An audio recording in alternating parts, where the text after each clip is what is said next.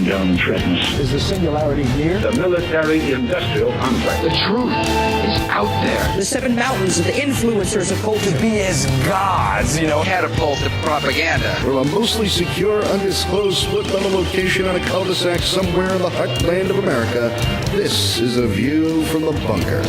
Now, here's Derek Gilbert. There's a line from the movie The Usual Suspects, which actually references a short story by Charles Baudelaire, the French author from the 19th century, that we keep coming back to because there's so much truth to it. That is, the greatest trick the devil ever pulled is convincing the world he didn't exist. Welcome to A View from the Bunker. I'm Derek Gilbert. Our topic tonight is one of those areas in which the enemy has successfully convinced the world that it doesn't exist. And yet it is widespread. And those who suffer from it not only have to deal with the agony of the torture to which they've been subjected, but the fact that most of the world believes that they're just making it all up. We're going to talk about a new film just released, which deals with the very uncomfortable topic of satanic ritual abuse. The film is called Detestable. Watch this.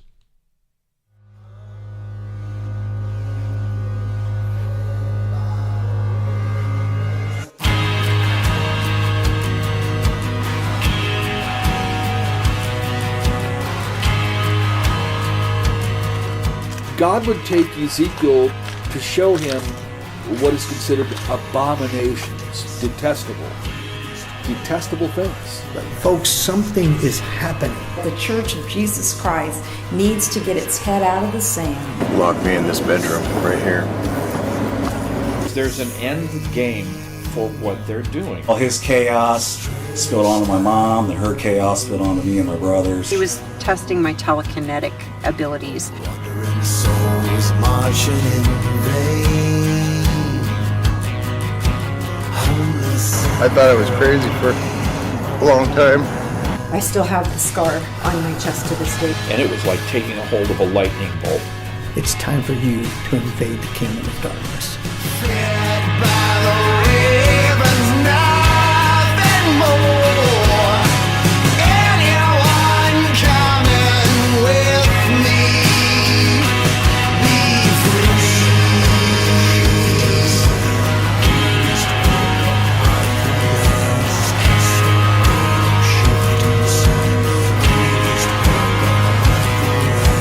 After all the fortune is gained, what is left but losing all these pennies? The void is the spoil that remains. Our guest is the man behind the film Detestable, a film 8 years in the making, in part because it took him that long to get his mind around the material and perhaps approach it in the right way. We welcome our friend Tom Dunn back to A View from the Bunker. Tom, welcome. Derek, thank you so much. It's always a pleasure. Well, this film,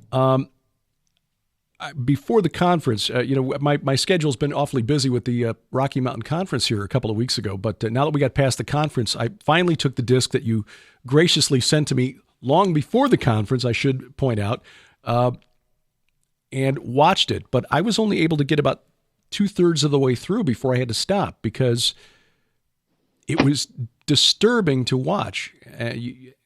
Talk a little bit about who you interviewed for the program and how difficult was it for you as the filmmaker and then the editor to listen to these accounts of satanic ritual abuse? Well, Derek, yeah, just like you said, it was very difficult. It was difficult to go and hear these stories firsthand, one-on-one. I was there the first time we listened to it. And I mean, there were times where I'm just thinking, man, you become so emotional, and anger is an emotion that comes to mind. Just, so frustrated and so angry with what has happened, to these survivors. And, I think of the film that I shot in Canada with the lady in the film, Kim. That was so difficult for me to hear her story that I put that footage away, and I didn't even look at it for 2 months.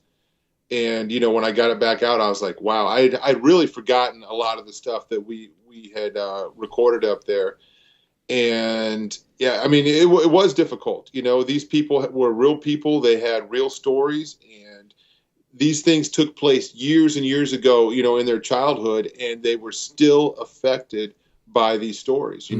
I met Guy, who's in the film a year and a half ago, and the very first time he told the story, he was very emotional, and he still gets emotional today because it affected him, so deeply.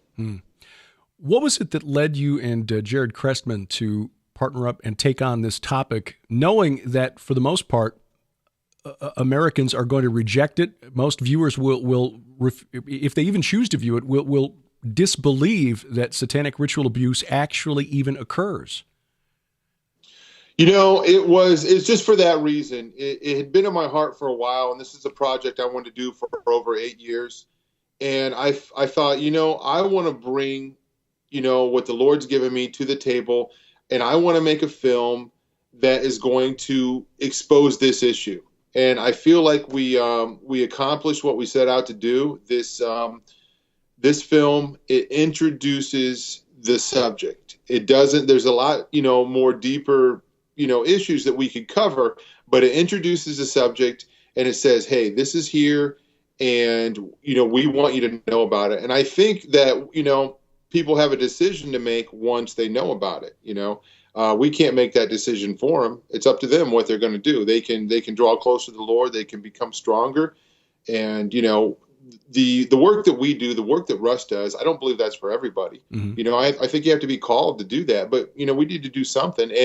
And being aware of it, is the first step. Yeah. So we wanted to present this issue to, this is designed first and foremost for Christians. It's directed towards them.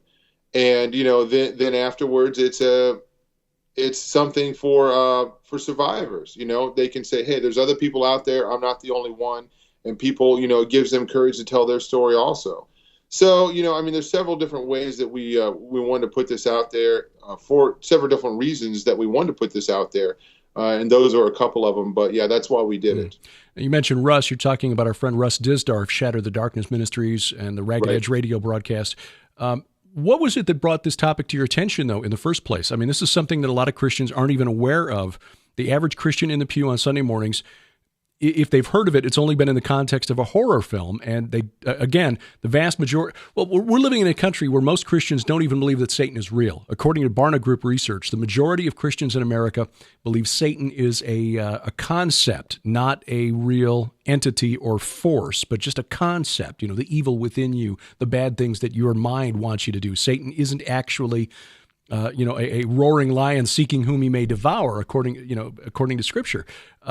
So if he's not real, how can satanic ritual abuse be real? So what was it that even brought it, put it on your radar and got you connected with Russ Disdar?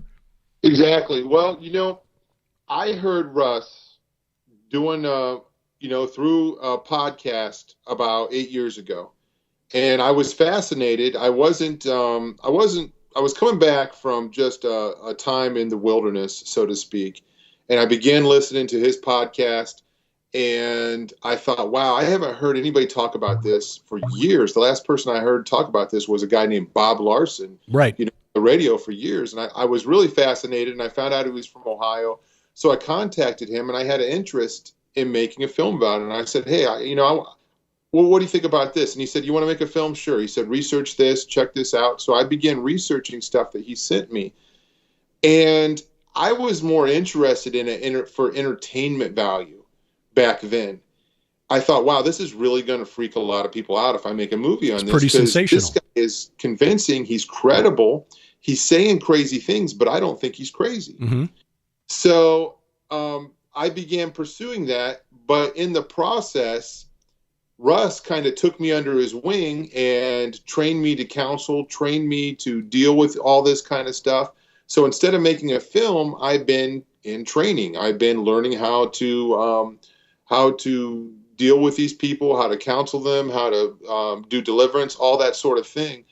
And, after so much time, the Lord put it on my heart again to, hey, we need to make this movie. We need to expose this. And I felt, again, that I could do it in a way that would, that would make sense to people. So you say this was 8 years in the making. At what point during that 8 years did you realize you'd transition from wanting to make a film that would just freak a lot of people out to making something else? And how did your focus on this film and on the project change during those 8 years? Well, yeah. As Russ began sending me things to research, I think we can all wrap our head around the idea that there are satanic cults that do bad things, and maybe we think it's few and far between. When I began to figure out that it's not few and far between, that they're very sophisticated, that they have a strong network, and that they are everywhere. And I don't say that in a paranoid sense. I'm just saying, in the film, we have people that don't know each other that are telling the same story from different parts of the world, mostly America and Canada. But there's cases all over, and that's just a drop in the bucket compared to what's out there, just barely scratching the surface. So, yeah, I'm kind of wandering. I kind of forget the well. How did your focus on this project shift over the 8 year period?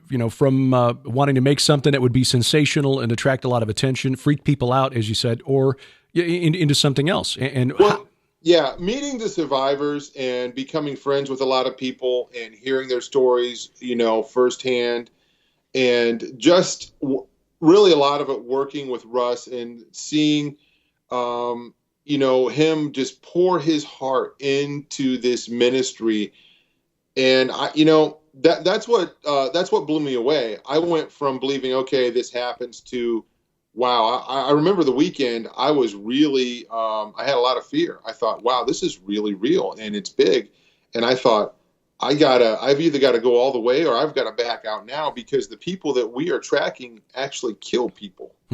And, and it was a thing for me where I'm like, okay, I'm in all the way, and I want to help these people. I want to do what I can. I want to learn how to do deliverance. I want to learn how to counsel them. I want to learn how to, be involved in their healing, that sort of thing. So the film got put way on the back burner, and I began, just doing that type of ministry. So when it finally came time to do the film again, all of the ideas for maybe making it more, maybe in the past I would have made it more sensational. I would have indulged, in certain things. And, I've got a lot of comments on the film where they didn't feel that, that happened. We didn't try to make anything Hollywoodized or just try to make anything more than it was. Right. So I think that was one of the lessons I learned, and, maybe why the timing, took so long to make the film. And I'm glad it did. I can kind of relate to that. I think that if things that happened in my life that have happened over the last year and a half had happened even 10 years ago, it would have been the wrong time and done for the wrong reasons. So the film, and I would concur with that assessment, by the way. I don't think there's anything that's sensationalized or overproduced so that it detracts from the message. I think that the way that the interviews are presented with the people that you talk to, giving them time to spin out the story instead of doing a lot of quick cuts, from one to another to another to another, which is sort of the standard Hollywood style for reality television, let's say. I think gives it an air of credibility, because you can see the reactions, not just on the people who are talking, but on their loved ones who are sometimes present with them during the interviews. What were some of the consistent aspects of the stories that you heard? You talked about people not knowing each other, living far apart from each other, and yet giving stories that are remarkably consistent. What are some of the consistent aspects of satanic ritual abuse? Well, there's some things that we hear all the time, and I'll give you an example of one that that sticks out in my mind really easy, and we hear this all the time, whether I'm reading it, in a testimony or hearing a testimony or we're meeting somebody, we always hear about when somebody was a child, okay, and this is kind of gruesome, where an adult will put a knife in their hand, and then they will put their hands over top of that child and force them to do whatever, and it's usually involves some kind of a sacrifice with an animal or a human. We hear that across the board, okay, from people that don't know each other. In this film, we heard testimonies from Kim and from Greg, again, who don't know each other, about people wearing animal masks. We hear testimonies that are similar from Kim and from Guy, who were both warned to not tell anybody about what they saw or this would happen to them. Again, not knowing each other, but, we see the same types of things. Why is this practiced on young children? What is the purpose of these rituals on young children? That question came up to me today at work. Why do they do this? Well, because, the best way I explained it today is, we have an enemy, Satan, who hates humanity, and he does everything opposite of God.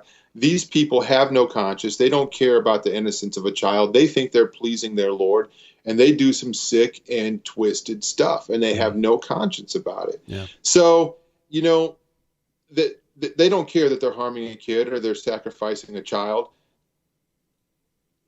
For one thing, another reason is to be able to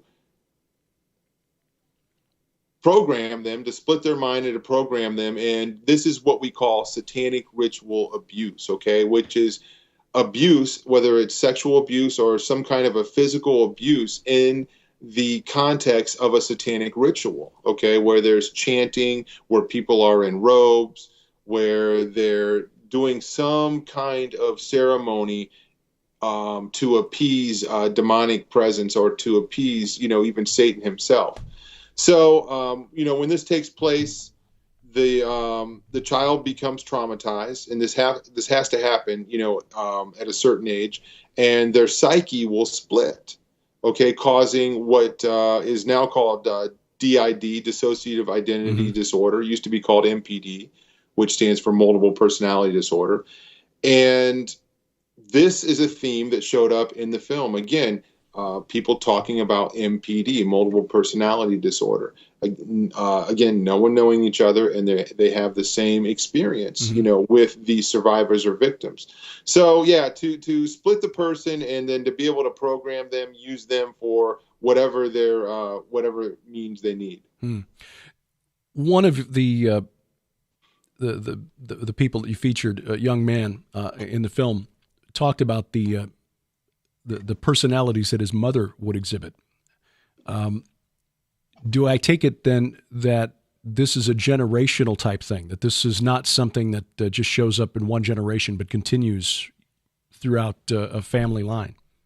Yeah, exactly. And we call that generational Satanism, passed down from generation to generation, very secretive. Secrecy is their weapon. They will do anything, to not get caught.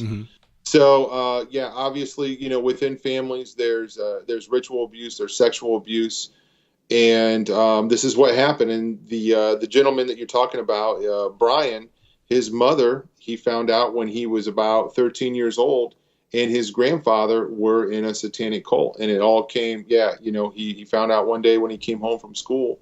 And he kind of shares his story from there and what happened and what it was like and the things that he discovered and the personalities that his mom had. And he also talks a little bit about their different tasks that they were to perform, the different personalities. What were some of those tasks? I mean, what is the purpose of creating these different personalities? Well, I'll give you an example. One of the personalities, and I don't remember the name of it, had the duty of getting the person to the ritual. So they might be triggered every night at a certain time or on certain dates, and something would trigger them, and this personality would pop up and get the body, we call that the body, to the ritual, where the upfront person may not know anything about what's going on, but the inside person, this personality, you could, whatever the name may be, we'll just say the name is Bell. Okay. And Bell's job is to get the body to the ritual. Okay. And, there's other tasks that they might have. Sometimes they're trained to use weapons. Sometimes they're trained to run. And if there's somebody getting ready to find out the secret, that's a trigger for a runner personality to pop up, and they will jump out of moving cars and run away from the situation to get the body away, just so the secret cannot be told. There was a story, it came out in the news a few years back, maybe as far back as 8 or 9 years ago, the Hosanna Church in Chapatoulas Parish in Louisiana. It was a story that was pretty sensational, and it was in the news quite a bit for a very short period of time, in which children were abused. In fact, the pastor of the church turned himself into police and admitted to child abuse. And when police investigated, they found ritual paraphernalia and occult symbols etched on the floor of what was supposed to be the youth group room, which had been painted black, if I remember the story correctly, and the windows covered over. But when when the cases actually went to court, all of that was removed from the case, even though the police had talked about it at first, and they just prosecuted it as a child abuse case. In fact, this was the case, the Hosanna Church case was what inspired the first season of the HBO series True Detective. Why, when there were pretty clear signals, and I guess taking this in general, not this case in particular, but why is it when there is evidence of occult activity or ritual abuse, do the police seem to avoid that aspect of it and just focus on the physical things that are less sensational, like child abuse, and try to prosecute that and leave all of the occult stuff out of it? Well, sometimes they do try to prove it, and they have a difficult time proving the occult stuff. And a lot of times the prosecutors are afraid of bringing that up in the courtroom because they're afraid that it's so sensational, that it sounds so crazy that it'll hurt their chances, but they can prove the child abuse. So they stick with those charges, and they're just kind of say, okay, let's be quiet about the satanic stuff. Let's just try to prosecute this. This we know happened. This we can prove. This, is not going to blow the jury's mind, maybe. I mean, I can't speak for the prosecutors, but we had a very similar thing here happen less than 2 miles from where I'm sitting right now. A preschool in it was actually during Sunday school time. 2 teenagers went to prison for masterminding the sexual abuse of over 50 kids. Okay. Wow. But the kids have the same testimony as the cases that you're referring to. They saw people in hoods. There were satanic symbols. They saw, they were made to say devil chants. They saw kids killed. They said all these crazy things. And when it came down to it, when the kids went to prison, they didn't go for any satanic crime. They went for the sexual abuse. The things that they could.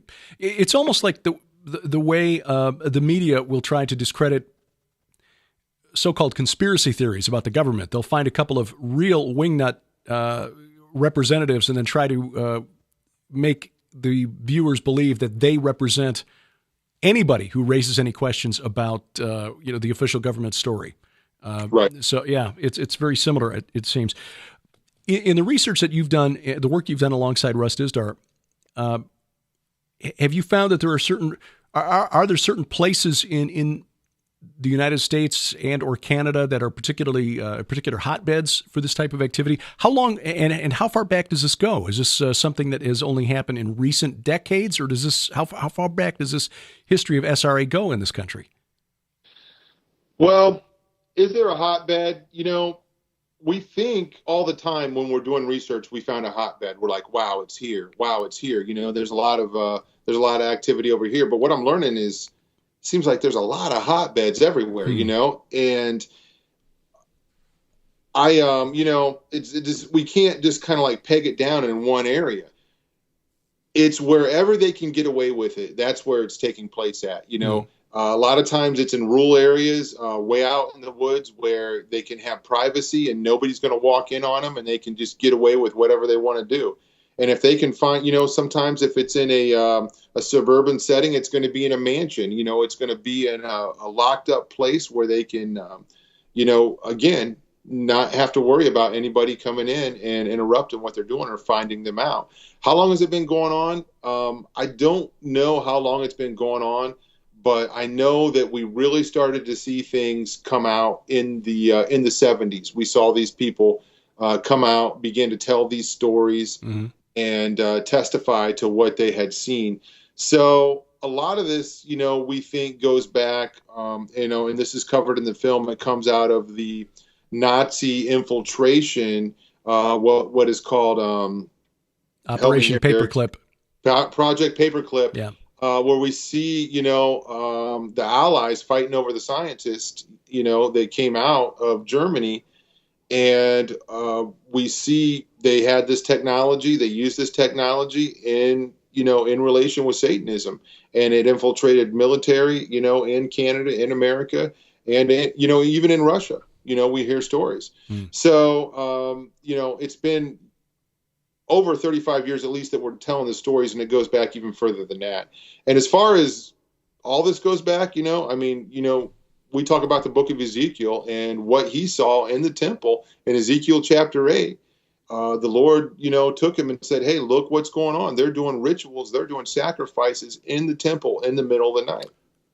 And is that the passage there from which the film gets its name, Detestable? Yeah, exactly. Okay. I was wondering about that, and it just clicked when you mentioned Ezekiel. Yeah. Okay, yeah. Boy, that is remarkable, because, again, it is something that goes back certainly farther than the 1970s. Satan's been around since the beginning.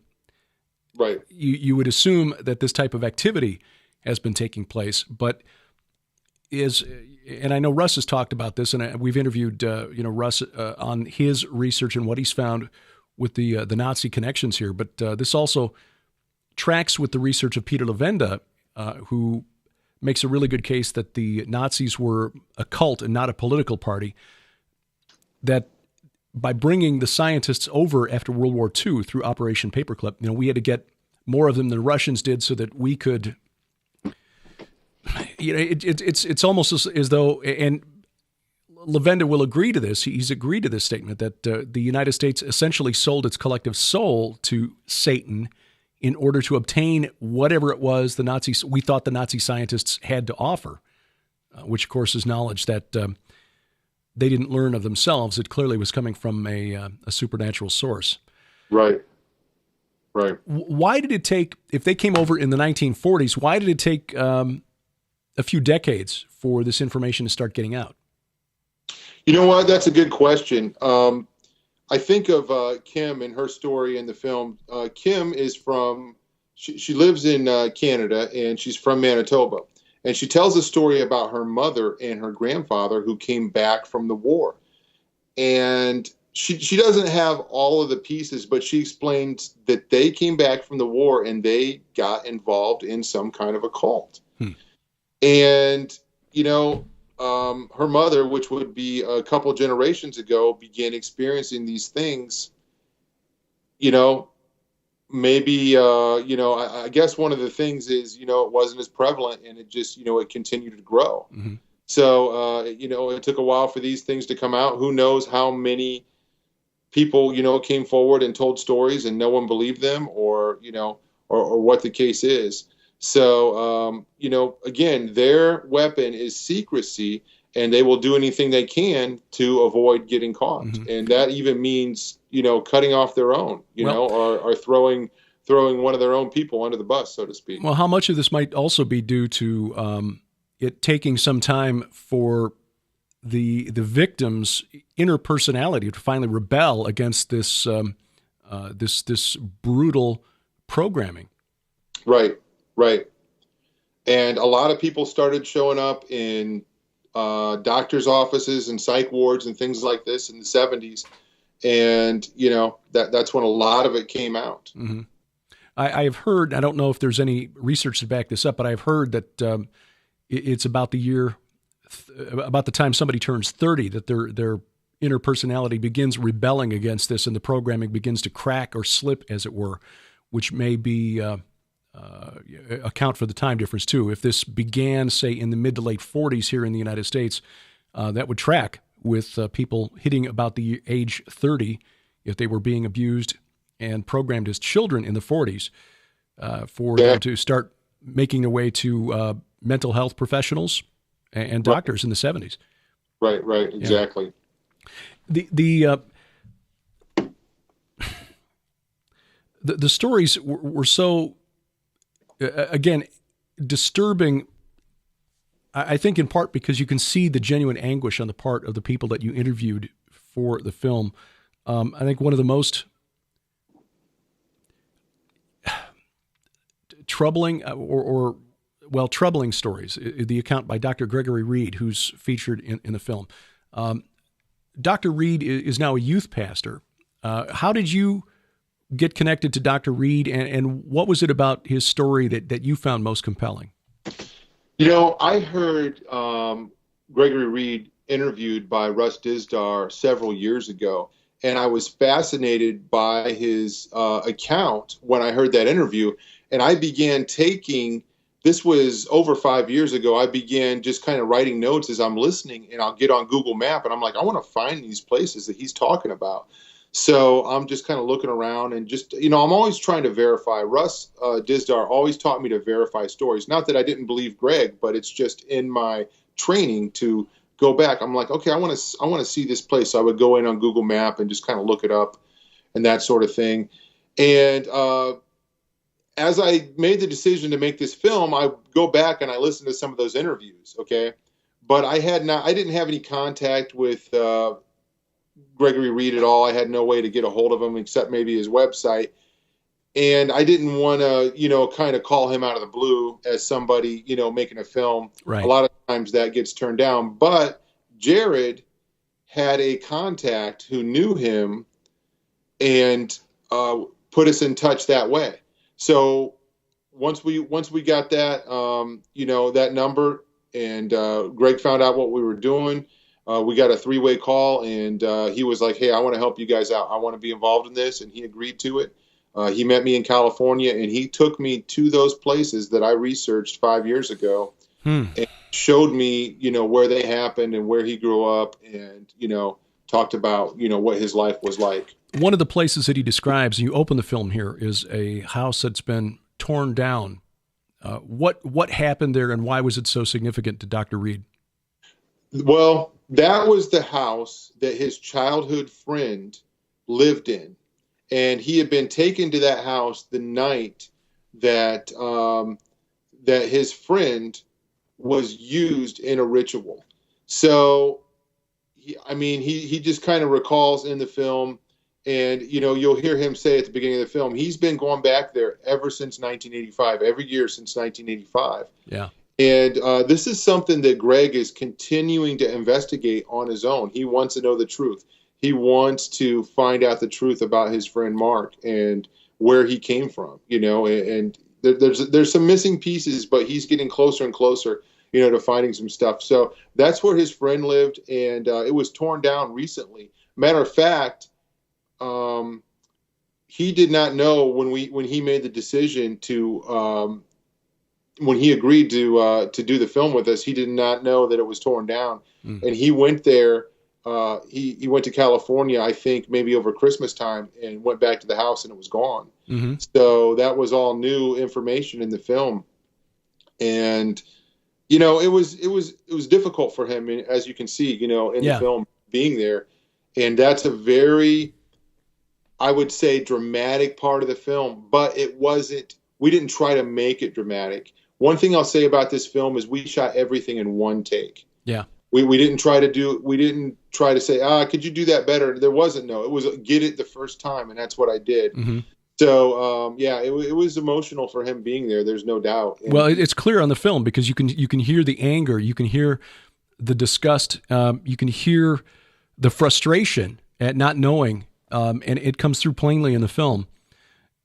And again, that's what made it difficult to watch. I sat down and watched it and got about an hour and a half into it. And after seeing his story, Brian's story, especially Kim's story, and the way that she was treated by her own parents, her mother, it's just hard to watch because you can see the pain as they relive it. And I know that there are others out there who have experienced similar things who have no desire to relive any of this again. So kudos to them for being willing to talk with you about their experiences, about what happened to them in order to share it.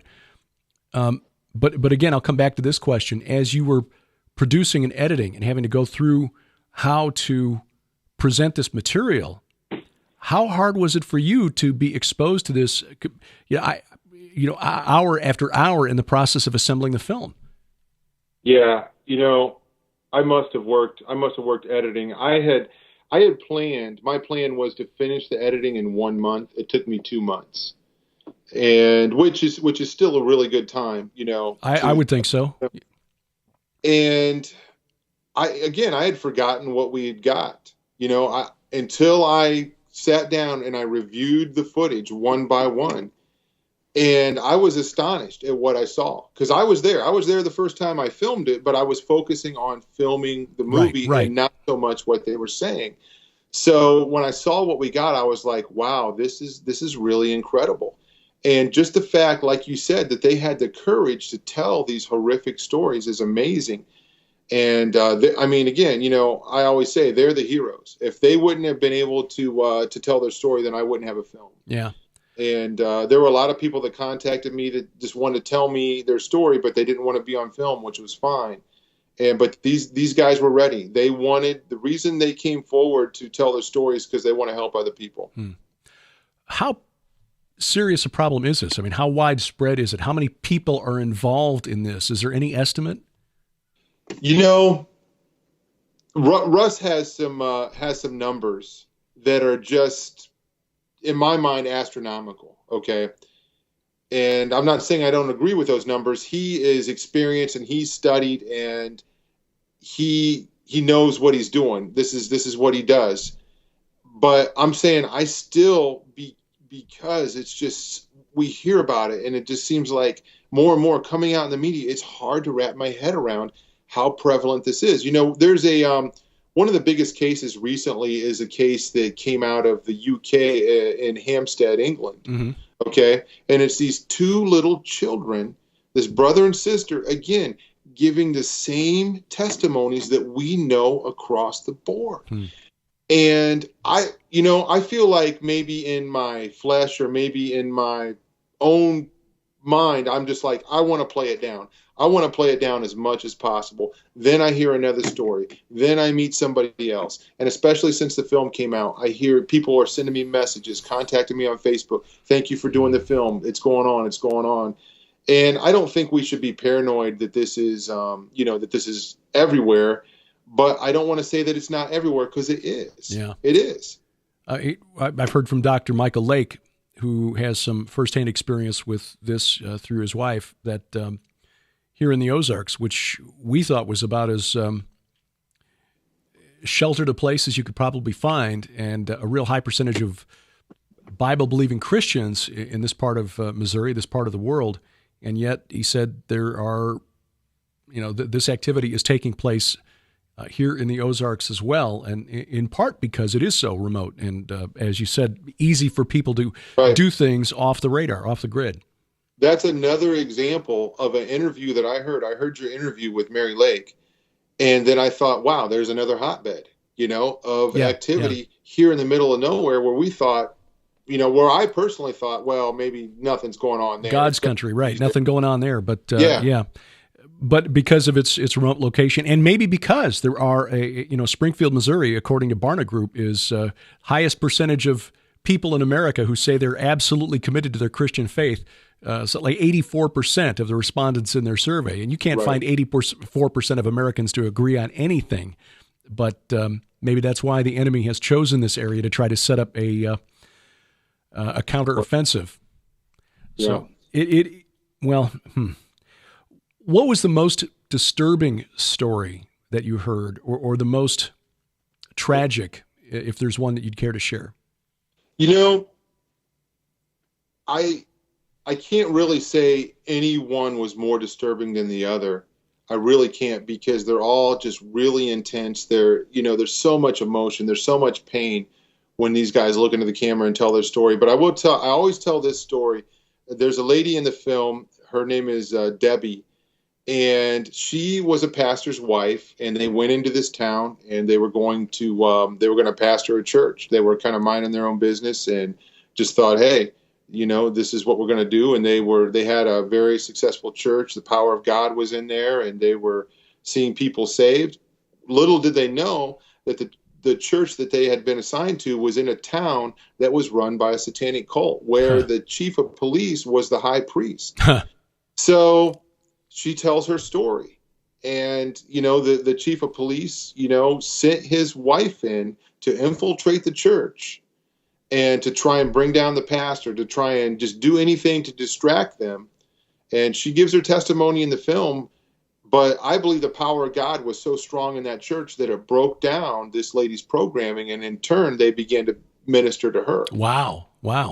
So, and when I heard that story, it was one of the first interviews I did. There was a time where I began crying in the interview, and we had to stop. And there was a time where I just got so angry. I thought in my head, I was like, I know this place, and it's not revealed in the film, but she told me personally where it was. I thought, I'm going to shut this camera off. I'm going to go down there, and I'm just going to knock somebody in the head, because I'm so angry at their arrogance and what they did to this woman and her husband. I got angry. And in a sense, that's a victory for the enemy too. They get us to that point. And again, that's why we say we need to remember that the Lord has said, "Vengeance is mine; I will repay." Exactly. There are times when it would feel awfully good to go out there and be the sword of the Lord. Oh yeah. Even when that's not what we're called to do. There are times when it's appropriate, but even when it's not, sometimes we in the flesh want to take that on. But that's a good story. I mean, and that is an important one to remember, that greater is He that's in us than he that is in the world. And I think sometimes we forget that, and we get caught up in the adrenaline rush of the fear. And it's not always about satanic ritual abuse. You see this sometimes in Christians who are addicted to conspiracy theories and stories, and the Illuminati and the New World Order, and they're all, well, yeah, but we've read the end of the book. We know who wins. And in your life, while you may be oppressed, you may suffer by the enemy's attacks, but they won't get you where it matters. Your soul is secure. Greater is He that's in you than he that is in the world. Amen. We have the victory, Derek. That's right. I mean, the time is growing short, and the enemy knows it, and that's why they are getting more and more bold, because their time is running out, and there's a limited amount of time for them to take as many humans with them to that lake of fire as they can, and that's what they're about. But you're right. We have the victory. And I guess I want to end our discussion on that note. What were the stories of hope that the people gave you? How were they able to break free of this programming? I mean, Dr. Reed is a classic story, I would imagine. But what was it that led them to understand that Christ is there waiting at the door for them to open it and let Him in? Greg Reed, his story is so amazing, and he had been through so much at such a young age, but the Lord just orchestrated things in his life to put him in a place where he ended up at a Bible study somewhere. And he gives this account in the movie where he sat by the door because he was ready to run out the door. And they gave an invitation to receive the Lord, and he gives his story about how he got saved that night. But, I want to highly recommend Greg's book, which is called Nobody's Angel, which goes into really great detail of his story. But it took him years after that to get healing, and he's still working through stuff. So, and he gives all praise, and glory to God. And the same thing with Kim. Guy's story, the way that we met Guy, who is the last testimony in the film, is he came from Oregon to Ohio to find somebody. You know, he was looking up Russ to help him get over whatever was going on, and he went through deliverance right out in the lobby at the World Turned Upside Down conference. Wow. So, and then, you know, he said, okay, he said, I'm set free. I want to help other people get set free, you know? And I mean, he said, you know, he gives his account in the film. The only way out of this is Jesus Christ, you know? And I mean, every single person gives that account, gives that testimony of victory, you know, over the enemy and, you know, being set free and protection. And, you know, even looking backwards and saying, sometimes we ask, where were you, God? And then he'll show us, this is where I was. I was protecting you. I had my hand here. And, you know, again, they give that account. So, yeah, we see that. We see that in the film, the redemption story. Yeah. Well, that's what it's all about. I mean, it's easy to tell a sensational story, but as Christians and as a Christian filmmaker, I respect that you have done what the Apostle Paul said that we should do, which is to direct everything back to Christ and Him crucified. You know, those who are in bondage in this lifestyle need to understand that no matter where they are, how far down they are, God has not abandoned them, and He is there and will break them free from this lifestyle and from this torture that's been inflicted on them.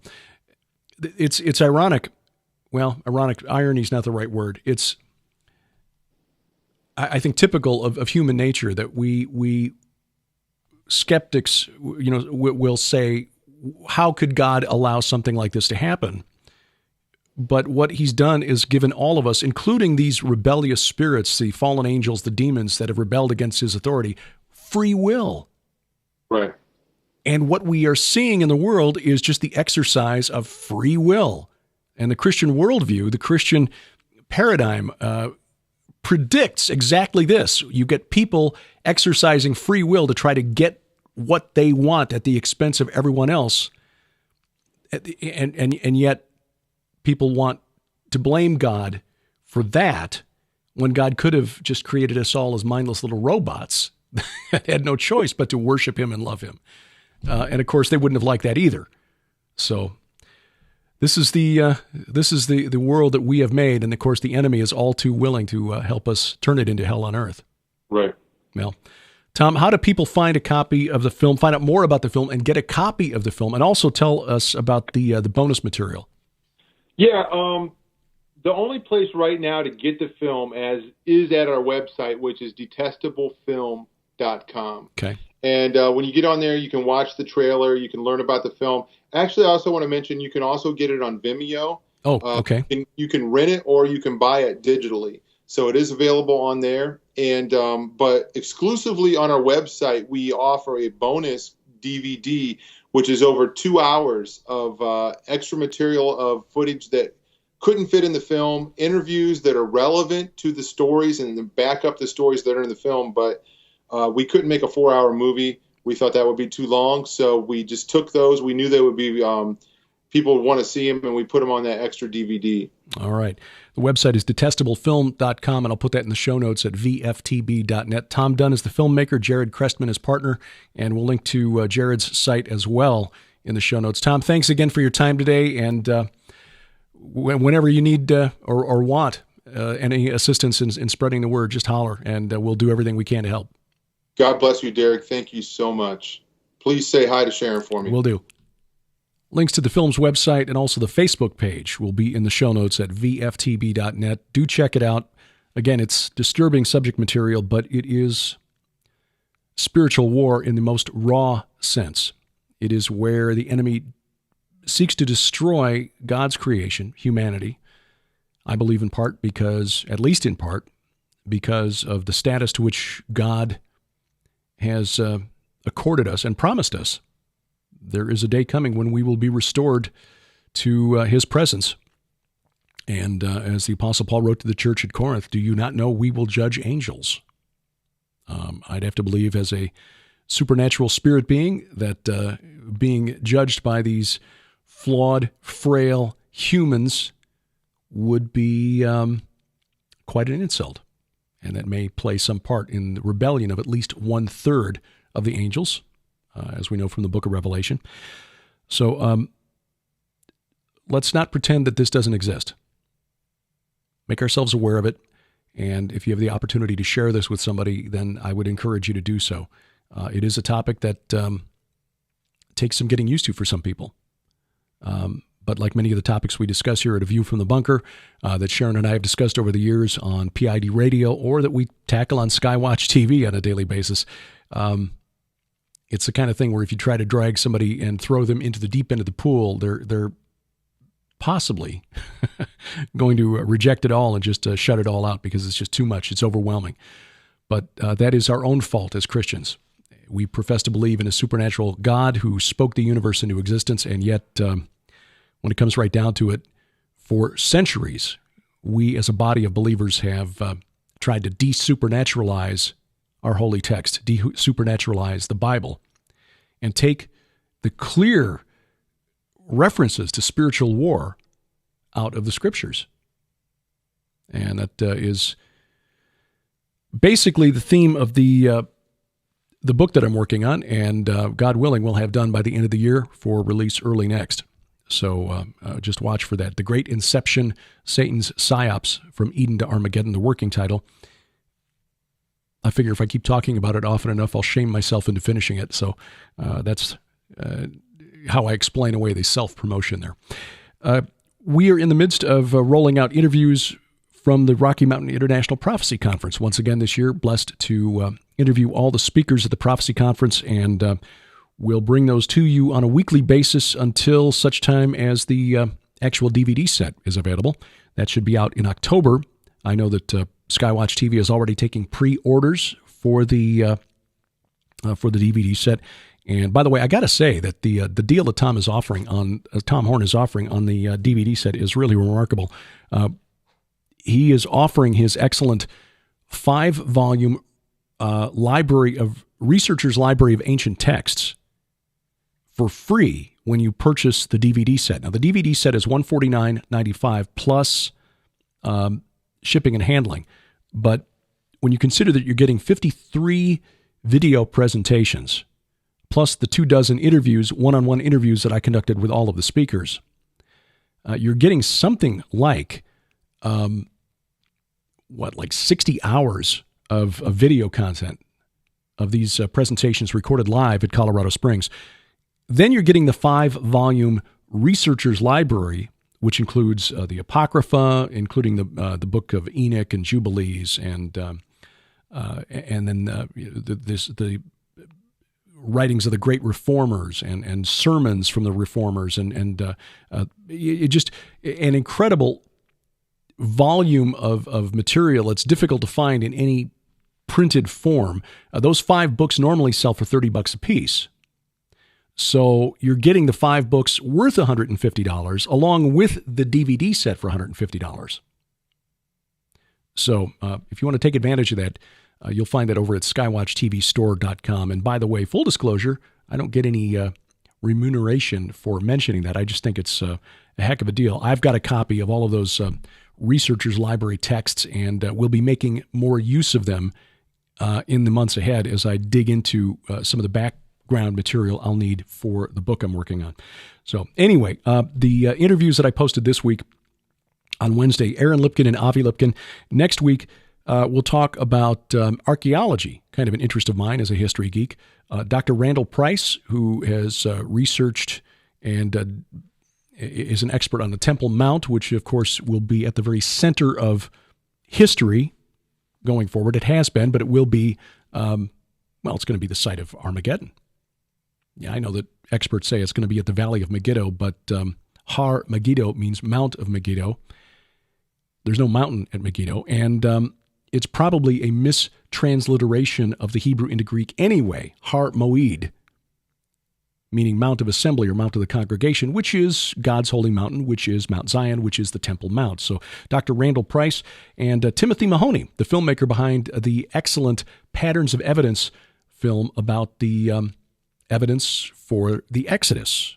They will be the interviews you will hear this coming Wednesday night on A View from the Bunker, August 10th. God willing, we'll get that posted for you.